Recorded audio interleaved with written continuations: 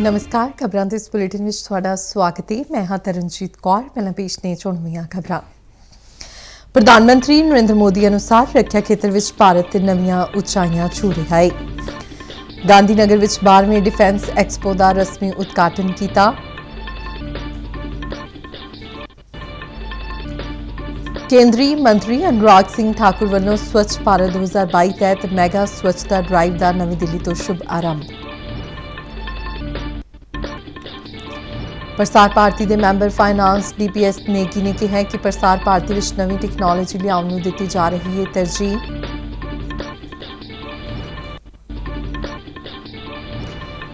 ਤੇ ਫਸਲੀ ਵਿਭਿੰਨਤਾ ਨੂੰ ਹੁਲਾਰਾ ਦੇਣ ਅਤੇ ਖੇਤੀ ਵਿੱਚ ਪਾਣੀ ਦੀ ਸੰਭਾਲ ਉਤਸ਼ਾਹਿਤ ਕਰਨ ਦੇ ਮੰਤਵ ਨਾਲ ਖੇਤੀਬਾੜੀ ਯੂਨੀਵਰਸਿਟੀ ਲੁਧਿਆਣਾ ਵਿਖੇ ਸੈਮੀਨਾਰ ਦਾ ਆਯੋਜਨ। ਤੇ ਹੁਣ ਖਬਰਾਂ ਵਿਸਥਾਰ ਨਾਲ। ਪ੍ਰਧਾਨ ਮੰਤਰੀ ਨਰਿੰਦਰ ਮੋਦੀ ਨੇ ਗੁਜਰਾਤ ਦੇ ਗਾਂਧੀਨਗਰ ਵਿੱਚ 12ਵੇਂ ਡਿਫੈਂਸ ਐਕਸਪੋ ਦਾ ਅੱਜ ਰਸਮੀ ਉਦਘਾਟਨ ਕੀਤਾ। ਹਰ 2 ਵਰ੍ਹੇ ਬਾਅਦ ਹੋਣ ਵਾਲੀ ਇਸ ਰੱਖਿਆ ਪ੍ਰਦਰਸ਼ਨੀ ਦਾ ਥੀਮ ਪਾਥ ਟੂ ਪ੍ਰਾਈਡ ਯਾਨੀ ਮਾਣ ਦਾ ਰਾਹ ਹੈ। ਆਤਮ ਨਿਰਭਰ ਬਣਨ ਦੀ ਭਾਰਤ ਦੀ ਵਚਨਬੱਧਤਾ ਤਹਿਤ ਇਸ ਰੱਖਿਆ ਪ੍ਰਦਰਸ਼ਨੀ ਵਿੱਚ ਪਹਿਲੀ ਵਾਰ ਭਾਰਤੀ ਕੰਪਨੀਆਂ ਮੁੱਖ ਤੌਰ ਤੇ ਸ਼ਾਮਲ ਹੋ ਰਹੀਆਂ ਨੇ। ਇਸ ਮੌਕੇ ਆਪਣੇ ਸੰਬੋਧਨ ਵਿੱਚ ਪ੍ਰਧਾਨ ਮੰਤਰੀ ਮੋਦੀ ਨੇ ਕਿਹਾ ਕਿ ਇਸ ਵਾਰ ਦੀ ਰੱਖਿਆ ਪ੍ਰਦਰਸ਼ਨੀ ਵਿਲੱਖਣ ਹੈ ਅਤੇ ਇੱਕ ਨਵੀਂ ਸ਼ੁਰੂਆਤ ਦਾ ਪ੍ਰਤੀਕ ਹੈ, ਕਿਉਂਕਿ ਇਸ ਵਾਰ ਦੇ ਡਿਫੈਂਸ ਐਕਸਪੋ ਵਿੱਚ ਸਿਰਫ ਭਾਰਤੀ ਕੰਪਨੀਆਂ ਹੀ ਹਿੱਸਾ ਲੈ ਰਹੀਆਂ ਨੇ। इस बार का डिफेंस एक्सपो अभूतपूर्व है। एक नई शुरुआत का प्रतीक है। ये देश का ऐसा पहला डिफेंस एक्सपो है जिसमें केवल भारतीय कंपनियां ही भाग ले रही हैं। केवल मेड इन इंडिया रक्षा उपकरण ही है। पहली बार किसी एक्सपो में भारत की के लोगों के पसीने से बनी अनेकविध उत्पाद, हमारे ही देश की कंपनियां, हमारे वैज्ञानिक, हमारे युवाओं का सामर्थ्य आज हम लौह पुरुष सरदार पटेल की इस धरती से दुनिया के सामने हमारे सामर्थ्य का परिचय दे विकसित ਕਰਨ ਲਈ ਜਿਸ ਨੂੰ ਉਦਯੋਗਾਂ ਅਤੇ ਸਟਾਰਟਅਪਸ ਰਾਹੀਂ ਵਿਕਸਿਤ ਕੀਤਾ ਜਾਵੇਗਾ। ਇਸ ਦੌਰਾਨ ਡਿਫੈਂਸ ਐਕਸਪੋ ਨੂੰ ਸੰਬੋਧਨ ਕਰਦਿਆਂ ਰੱਖਿਆ ਮੰਤਰੀ ਰਾਜਨਾਥ ਸਿੰਘ ਨੇ ਕਿਹਾ ਕਿ ਰੱਖਿਆ ਖੇਤਰ ਵਿੱਚ ਖੋਜ ਅਤੇ ਵਿਕਾਸ ਤੇ ਜ਼ੋਰ ਦਿੱਤਾ ਜਾ ਰਿਹਾ ਹੈ। रिसर्च एंड डेवलपमेंट एक और महत्वपूर्ण क्षेत्र है जिसकी कमी के चलते प्राइवेट इंडस्ट्री अपनी पूरी क्षमता के साथ सामने नहीं आ पा रही थी। पर हमने यह अनुभव किया कि डिफेंस प्रोडक्शन में अगर हमें दुनिया में टेक्नोलॉजिकल लीडरशिप प्राप्त करनी है तो फ्रंटियर टेक्नोलॉजीज में हमें रिसर्च एंड डेवलपमेंट फंडिंग को सपोर्ट करने और पब्लिक प्राइवेट पार्टनरशिप को बढ़ावा देने की भी यह आवश्यकता है। टेक्नोलॉजिकल डेवलपमेंट फंड और इनोवेशन फॉर डिफेंस एक्सलेंस जैसे इंटरवेंशंस के माध्यम से हम इस दिशा में आगे बढ़ रहे हैं।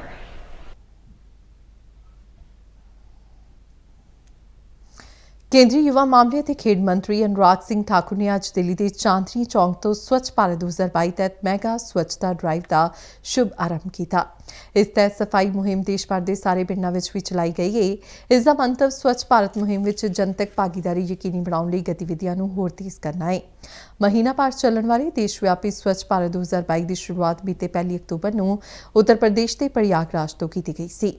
ਮੁਹਿੰਮ ਤਹਿਤ 30 ਅਕਤੂਬਰ ਤੱਕ 1 crore kilogram single use plastic ਇਕੱਠਾ ਕਰਨ ਦਾ ਟੀਚਾ ਰੱਖਿਆ ਗਿਆ ਹੈ ਅਤੇ ਹੁਣ ਤੱਕ 60 ਲੱਖ ਕਿਲੋਗ੍ਰਾਮ ਤੋਂ ਵੱਧ ਸਿੰਗਲ ਯੂਜ਼ ਪਲਾਸਟਿਕ ਇਕੱਠਾ ਕੀਤਾ ਜਾ ਚੁੱਕਾ है।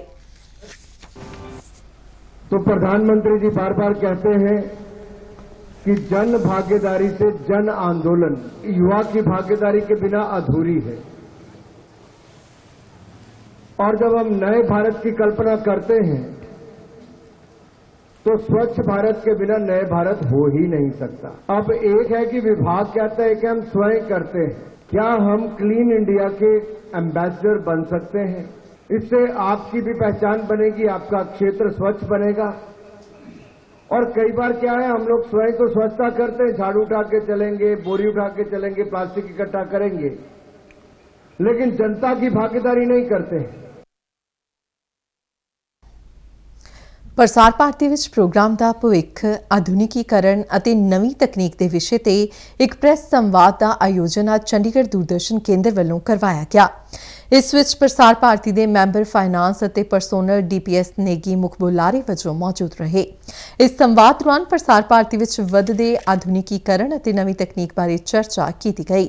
DPS ਨੇਗੀ ਨੇ ਕਿਹਾ ਕਿ ਦੂਰਦਰਸ਼ਨ ਤੇ ਆਕਾਸ਼ਵਾਣੀ ਨੂੰ ਨਵੀਂ ਤਕਨੀਕ ਰਾਹੀਂ ਅਪਡੇਟ ਕੀਤਾ ਜਾ ਰਿਹਾ ਹੈ ਅਤੇ ਦੂਰਦਰਸ਼ਨ ਦੇ ਪ੍ਰੋਗਰਾਮ ਛੇਤੀ ਹੀ OTT प्लेटफॉर्म पे नजर आएंगे।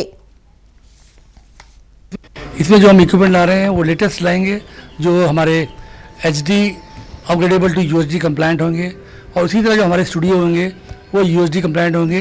टू बिगिन विथ हमने अभी दिल्ली से शुरू किया है और आने वाले वक्त में हमारे जितने रीजनल सेंटर हैं उनको भी हम HD upgradeable to UHD compliant बनाएंगे, और जो हमारी OB बैंड्स हैं उसको भी हम HD अपग्रेडेबल टू UHD और नेटिव UHD में लाया जाएगा। OTT platform is the future of the any broadcasting thing, and we as a public broadcaster we also had plans to come into OTT platform. ये कब आएंगे, समय और तारीख तय करने के लिए हम सरकार से विचार विमर्श करके तब उसको हम OTT प्लेटफॉर्म को अपने प्रसार भारती के दोनों माध्यम हैं हमारे, जो दूरदर्शन और आकाशवाणी है, उसको OTT प्लेटफॉर्म में लाएंगे और ज़रूर लाएंगे, क्योंकि आने वाला वक्त OTT प्लेटफॉर्म का ही है। और जो हमारे जो बड़े प्रोग्राम हैं जैसे स्वराज है, बाकी जो बड़े बड़े प्रोग्राम है, अवंतिका है, जय भारती है, दिल मांगे मोर है, जहाँ चांद रहता है, ऐसे बड़े बड़े प्रोग्राम हम OTT में ज़रूर लाएंगे और कोशिश करेंगे कि OTT में आके हम इसमें एक बिंज वॉचिंग का भी प्रोग्राम का प्रोविज़न दिया जाए। हमारे पास दूरदर्शन और आकाशवाणी के पास में एक बहुत ही रिच आर्काइवल कंटेंट है। उस आर्काइवल कंटेंट को हम रिट्रीव कर रहे हैं, उसको स्टोर कर रहे हैं। उस कंटेंट के जो पुराने प्रोग्राम हैं, जिसके पुराने लोगों को और जो आज के जो नवयुग लोग हैं उनको ये पता लगे कि हमारा जो देश के जो अनसंग हीरोज़ हैं उन्होंने अपनी आज़ादी में कितना अपना मेहनत की, कितना मशक्क़त की, उसके बारे में जो प्रोग्राम है उसको हम आर्काइवल कंटेंट से रिट्रीव करके हम उसको OTT में डालेंगे। ਪੰਜਾਬ ਦੇ ਵੱਖ-ਵੱਖ ਹਿੱਸਿਆਂ ਵਿੱਚ ਇੰਨੇ ਦਿਨੀ ਝੋਨੇ ਦੀ ਵਾਢੀ ਦਾ ਕੰਮ ਜਾਰੀ ਹੈ। ਇਸ ਦੇ ਨਾਲ ਹੀ ਖੇਤਾਂ ਵਿੱਚ ਪਈ ਪਰਾਲੀ ਨੂੰ ਲਗਾਤਾਰ ਸਾੜਿਆ ਜਾ ਰਿਹਾ ਹੈ। ਸਰਕਾਰ ਇਸ ਨੂੰ ਰੋਕਣ ਲਈ ਕਈ ਹੀਲਿਆਂ ਦਾ ਦਾਅਵਾ ਕਰਦੀ ਹੈ, ਪਰ ਇਹ ਜ਼ਮੀਨੀ ਪੱਧਰ ਤੇ ਨਜ਼ਰ ਨਹੀਂ ਆ ਰਹੇ ਨੇ। ਇੱਕ ਰਿਪੋਰਟ। ਖੇਤਾਂ ਵਿੱਚ ਪਰਾਲੀ ਨੂੰ ਅੱਗ ਲਗਾਉਣ ਦੇ ਇਹ ਦ੍ਰਿਸ਼ ਤਰਨਤਾਰਨ ਜ਼ਿਲ੍ਹੇ ਦੇ ਪਿੰਡਾਂ ਦੇ ਨੇ। ਸਰਕਾਰ ਭਾਵੇਂ ਕਿਸਾਨਾਂ ਨੂੰ ਪਰਾਲੀ ਸਾੜਨ ਤੋਂ ਰੋਕਣ ਲਈ ਕਈ ਤਰ੍ਹਾਂ ਦੀ ਮਦਦ ਦੇਣ ਦੇ ਦਾਅਵੇ ਕਰ ਰਹੀ ਹੈ, ਪਰ ਸਰਕਾਰ ਦੀ ਇਸ ਮਾਮਲੇ ਵਿੱਚ ਬੇਰੁਖੀ ਕਿਸਾਨਾਂ ਨੂੰ ਪਰਾਲੀ ਸਾੜਨ ਲਈ ਮਜਬੂਰ ਕਰ ਰਹੀ ਹੈ। ਤਰਨਤਾਰਨ ਜ਼ਿਲ੍ਹੇ ਦੇ ਪਿੰਡ ਪੰਡੋਰੀ ਗੋਲੇ ਦੇ ਕਿਸਾਨਾਂ ਦਾ ਅਜਿਹਾ ਹੀ ਦੱਸਣਾ ਹੈ। ਜ਼ਿਮੀਂਦਾਰਾਂ ਨੂੰ ਬਹੁਤ ਮਜਬੂਰੀਆਂ ਆ। ਜ਼ਿਮੀਂਦਾਰਾਂ ਦਾ ਪਰਾਲੀ ਦਾ ਕੋਈ ਚੱਕਰ ਹੈ ਨਹੀਂਗਾ। ਪਰਾਲੀ ਜ਼ਿਮੀਂਦਾਰ ਕਿੱਦਾਂ ਮਜਬੂਰੀ ਨਹੀਂ ਸਾੜਦਾ ਆ। ਸਾਡੀਆਂ ਸਰਕਾਰਾਂ ਅੱਜ ਕੱਲ੍ਹ ਦੀਆਂ ਜਿਹੜੀਆਂ ਵਾਅਦੇ ਬੜੇ ਕਰਦੀਆਂ ਜੀ, ਤੇ ਵਾਅਦਿਆਂ ਤੇ ਪੂਰੀਆਂ ਨਹੀਂ ਉਤਰਦੀਆਂ। ਅੱਜ ਕੱਲ੍ਹ ਦੀ ਕੋਈ ਸਰਕਾਰ ਆਉਂਦੀ ਆ ਉਹ ਵਾਅਦੇ ਕਰ ਜਾਂਦੀ ਆ ਤੇ ਵਾਅਦਿਆਂ ਦੇ ਪੂਰੇ ਨਹੀਂ ਉਤਰਦੇ। ਥੋੜ੍ਹੀਆਂ ਜ਼ਮੀਨਾਂ ਤੇ ਸੰਦ ਲਏ ਨਹੀਂ ਜਾਂਦੇ ਤੇ ਉਹ ਮਜਬੂਰੀ ਹੁੰਦੀ ਆ ਕਿ ਇੰਨੀ ਵਾਈ ਹੋਈ ਦੇਣੀ ਵੀ ਔਖੀ ਹੋ ਜਾਂਦੀ ਆ, ਤੇ ਉਹ ਵਿੱਚ ਛੇਤੀ ਦਾ ਕੰਮ ਇਹੋ ਆਦੇ ਵੀ ਸਾੜ ਕੇ ਪਾਸੇ ਹੋ ਜੇ। ਕਿਸਾਨਾਂ ਨੂੰ ਪਰਾਲੀ ਦੀ ਸਾਂਭ ਸੰਭਾਲ ਲਈ ਸੰਦ ਦੇਣ ਦੀਆਂ ਗੱਲਾਂ ਹਵਾ ਹਵਾਈ ਹੀ ਨੇ। ਜਿਹੜੇ ਇੱਕ ਦੋ ਕਿੱਲੇ ਵਾਲੇ ਉਹਨਾਂ ਨੂੰ ਸੰਦ ਕੋਈ ਨਹੀਂ ਮਿਲਦਾ। ਸੰਦ ਲੈਣ ਦੀਆਂ ਵੱਡੀਆਂ ਸਾਮੀਆਂ ਜਿਹੜੇ ਅਮੀਰ ਲੋਕ ਆ, ਜਿਹੜੇ ਅਫਸਰਾਂ ਦੇ ਰੋਜ਼ ਕੰਮ ਕਰਦੇ ਉਹ ਸੰਦ ਲੈ ਜਾਂਦੇ ਆ। ਗਰੀਬ ਨੂੰ ਸੰਦ ਨਹੀਂ ਮਿਲਦਾ। ਸਰਕਾਰ ਨੂੰ ਇਹੋ ਹੀ ਆ ਵੀ ਚਾਹੇ ਕੋਈ ਸੰਦ ਵੱਡੇ ਭੇਜਣ ਜਿਹਦੇ ਨਾਲ ਮਜਬੂਰੀ ਨਾ ਆ ਮੁਸ਼ਕਲ ਆਵੇ ਤੇ ਇਹ ਸਾਂਭਿਆ ਜਾਵੇ, ਤੇ ਮਜਬੂਰੀ ਕਾਰਨ ਫਿਰ ਸਾੜਨੀ ਪੈਂਦੀ ਆ ਤੇ ਪੈੜੀਆਂ ਨਹੀਂ ਬਣਦੀਆਂ। ਪਰਾਲੀ ਸਾੜਨ ਦੀਆਂ ਵੱਧਦੀਆਂ ਘਟਨਾਵਾਂ ਨਾਲ ਜਿੱਥੇ ਵਾਤਾਵਰਣ ਦੂਸ਼ਿਤ ਹੋ ਰਿਹਾ ਹੈ, ਉੱਥੇ ਸੜਕੀ ਹਾਦਸੇ ਵੀ ਸਾਹਮਣੇ ਆ ਰਹੇ ਨੇ। ਜਲੰਧਰ ਜ਼ਿਲ੍ਹੇ ਦੇ ਸ਼ਾਹਕੋਟ ਕਸਬੇ ਲਾਗੇ ਬੀਤੇ ਦਿਨੀ ਪਰਾਲੀ ਨੂੰ ਲਗਾਈ ਅੱਗ ਦੇ ਧੂਏ ਨੇ ਸੜਕ ਤੇ ਜਾਂਦੇ 2 ਵਿਅਕਤੀਆਂ ਦੀ ਜਾਨ ਲੈ ਲਈ। ਵੱਖ-ਵੱਖ ਸ਼ਹਿਰਾਂ ਦਾ ਹਵਾ ਪ੍ਰਦੂਸ਼ਣ ਇੰਡੈਕਸ ਲਗਾਤਾਰ ਖਰਾਬ ਹੋ ਰਿਹਾ ਹੈ। ਇਸ ਵੇਲੇ ਜ਼ਰੂਰਤ ਸਰਕਾਰੀ ਵਾਅਦਿਆਂ ਤੇ ਦਾਅਵਿਆਂ ਨੂੰ ਹਕੀਕਤ ਤੇ ਉਤਾਰਨ ਦੀ ਹੈ। ਅਮਿਤ ਮਰਵਾਹਾ ਨਾਲ ਸ਼ਿਸ਼ੂ ਸ਼ਰਮਾ ਸ਼ਾਂਤਲ, ਦੂਰਦਰਸ਼ਨ ਸਮਾਚਾਰ, ਜਲੰਧਰ। इस दौरान खेतों में पराली ਨੂੰ ਲਾਈ ਜਾਂਦੀ ਅੱਗ ਰੋਕਣ ਸੰਬੰਧੀ ਇੱਕ ਮੈਗਾ ਜਾਗਰੂਕਤਾ ਮੁਹਿੰਮ ਚਲਾਉਣ ਬਾਰੇ ਨੈਸ਼ਨਲ ਸਰਵਿਸ ਸਕੀਮ NSS ਦੇ ਵਲੰਟੀਅਰਾਂ ਦੀ ਮਦਦ ਨਾਲ ਇੱਕ ਸਮਾਗਮ ਅੱਜ ਪਟਿਆਲਾ ਵਿੱਚ ਆਯੋਜਿਤ ਕੀਤਾ ਗਿਆ। ਇਸ ਮੌਕੇ ਪੰਜਾਬ ਪ੍ਰਦੂਸ਼ਣ ਕੰਟਰੋਲ ਬੋਰਡ ਦੇ ਚੇਅਰਮੈਨ ਆਦਰਸ਼ਪਾਲ ਵਿਗ ਨੇ ਕਿਹਾ ਕਿ ਪਰਾਲੀ ਸਾੜਨ ਦੀ ਥਾਂ ਇਸ ਨੂੰ ਖੇਤਾਂ ਵਿੱਚ ਹੀ ਗਾਲ ਦਿੱਤਾ ਜਾਣਾ ਚਾਹੀਦਾ ਹੈ ਤਾਂ ਜੋ ਹੋਰ ਅੱਡ-ਅੱਡ ਤਰੀਕਿਆਂ ਨਾਲ ਇਸ ਦਾ ਇਸਤੇਮਾਲ ਕੀਤਾ ਜਾ ਸਕਦਾ ਹੈ। ਉਹਨਾਂ ਵਲੰਟੀਅਰਸ ਨੂੰ ਪਿੰਡਾਂ ਵਿੱਚ ਜਾ ਕੇ ਲੋਕਾਂ ਨੂੰ ਜਾਗਰੂਕ ਕਰਨ ਅਤੇ ਪਰਾਲੀ ਸਾੜਨ ਤੋਂ ਇਲਾਵਾ ਹੋਰ ਉਪਾਅ ਵਰਤਣ ਲਈ ਪ੍ਰੇਰਿਤ ਕਰਨ ਵਾਸਤੇ ਆਖਿਆ। ਪੰਜਾਬੀ ਯੂਨੀਵਰਸਿਟੀ ਦੇ ਵਾਈਸ ਚਾਂਸਲਰ ਪ੍ਰੋਫੈਸਰ ਅਰਵਿੰਦ ਨੇ ਕਿਹਾ ਕਿ ਵਾਤਾਵਰਣ ਸੰਬੰਧੀ ਜਾਗਰੂਕਤਾ ਬਾਰੇ ਅਜਿਹੇ ਪ੍ਰੋਗਰਾਮ ਸਾਲ ਭਰ ਜਾਰੀ ਰੱਖਣੇ ਚਾਹੀਦੇ ਨੇ। ਫਸਲੀ ਵਿਭਿੰਨਤਾ ਨੂੰ ਹੁਲਾਰਾ ਦੇਣ ਅਤੇ ਖੇਤੀਬਾੜੀ ਵਿੱਚ ਪਾਣੀ ਦੀ ਸੰਭਾਲ ਨੂੰ ਉਤਸ਼ਾਹਿਤ ਕਰਨ ਦੇ ਮੰਤਵ ਨਾਲ ਭੂਮੀ ਤੇ ਜਲ ਸੰਭਾਲ ਵਿਭਾਗ ਵੱਲੋਂ ਪੰਜਾਬ ਖੇਤੀਬਾੜੀ ਯੂਨੀਵਰਸਿਟੀ ਲੁਧਿਆਣਾ ਵਿਖੇ ਅੱਜ ਇੱਕ ਸੈਮੀਨਾਰ ਦਾ ਆਯੋਜਨ ਕੀਤਾ ਗਿਆ। ਇਸ ਸੈਮੀਨਾਰ ਦਾ ਵਿਸ਼ਾ ਰਿਹਾ ਆਲੂ ਦੀ ਖੇਤੀ ਲਈ ਸੂਖਮ ਸਿੰਚਾਈ ਨੂੰ ਅਪਣਾਉਣਾ। ਯੂਨੀਵਰਸਿਟੀ ਦੇ ਵਾਈਸ ਚਾਂਸਲਰ ਸਤਬੀਰ ਸਿੰਘ ਗੋਸਲ ਨੇ ਖੇਤੀਬਾੜੀ ਵਿੱਚ ਮਾਈਕਰੋ ਸਿੰਚਾਈ ਤਕਨੀਕਾਂ ਵੱਲ ਜਾਣ ਦੀ ਜ਼ਰੂਰਤ ਤੇ ਜ਼ੋਰ ਦਿੱਤਾ ਅਤੇ ਪਾਣੀ ਦੇ ਡਿੱਗਦੇ ਪੱਧਰ ਨੂੰ ਦੇਖਦਿਆਂ ਕਿਸਾਨਾਂ ਨੂੰ ਸਮਾਰਟ ਖੇਤੀ ਤਕਨੀਕਾਂ ਅਪਣਾਉਣ ਦੀ ਅਪੀਲ ਕੀਤੀ। ਸੈਮੀਨਾਰ ਨੂੰ ਡਾਇਰੈਕਟਰ ਰਿਸਰਚ ਅਜਮੇਰ ਸਿੰਘ ਢੱਟ ਸਮੇਤ ਹੋਰਨਾਂ ਖੇਤੀ ਮਾਹਿਰਾਂ ਨੇ ਵੀ ਸੰਬੋਧਿਤ ਕੀਤਾ ਅਤੇ ਤੁਪਕਾ ਤੇ ਛਿੜਕਾਅ ਸਿੰਚਾਈ ਪ੍ਰਣਾਲੀਆਂ ਦੀ ਵਰਤੋਂ ਸੰਬੰਧੀ ਜਾਗਰੂਕ ਕੀਤਾ। ਆਲੂ ਕਾਸ਼ਤਕਾਰਾਂ ਵੱਲੋਂ ਦਰਪੇਸ਼ ਸਮੱਸਿਆਵਾਂ ਤੇ ਉਹਨਾਂ ਦੇ ਹੱਲ ਬਾਰੇ ਵਿਸਥਾਰ ਨਾਲ ਚਰਚਾ ਹੋਈ। ਜ਼ਿਕਰਯੋਗ ਹੈ ਕਿ ਸੂਬੇ ਵਿੱਚ ਹਰ ਸਾਲ ਤਕਰੀਬਨ 1 ਲੱਖ ਹੈਕਟੇਅਰ ਰਕਬੇ ਵਿੱਚ ਆਲੂ ਦੀ ਫਸਲ ਉਗਾਈ ਜਾਂਦੀ ਹੈ।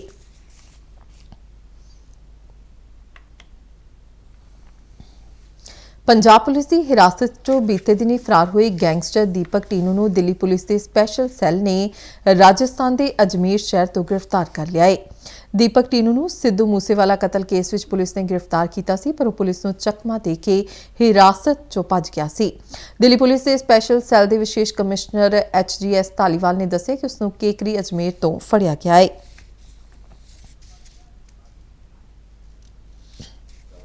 दीपक टिन्नू को केकड़ी अजमेर राजस्थान से अरेस्ट किया गया दोपहर को। इसके पोजेशन से 5 ग्रेनेड भी मिले हैं और 2 अच्छी क्वालिटी के सेमी ऑटोमेटिक पिस्टल्स मिले हैं। और इसकी प्रिलिमिनरी क्वेश्चनिंग से पता चला है कि रोहित कोदारा जो कि अजरबैजान में है और जैक जो कि अनमोल बिश्नोई का एसोसिएट है और रोहित कोदारा जो है ये संपत नेहरा का दोस्त है।